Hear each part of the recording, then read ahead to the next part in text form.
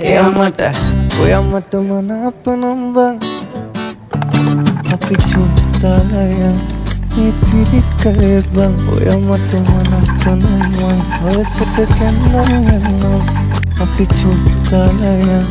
ඉතිරි කළේ බං ඔයාමට මනාපනම් බං වයසට කැන්නන් යන්නම් මගුල් පුල් බනින්නම් දීකෙටන කත් කියන්නම් ගමටම කියනවතුමන් ඔයාමගේ නෝනා කියලා බං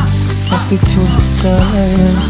ඉතිරි කළේ බං ඔයාමට මනාපනම් බං වයසට කැන්නන් යන්නම්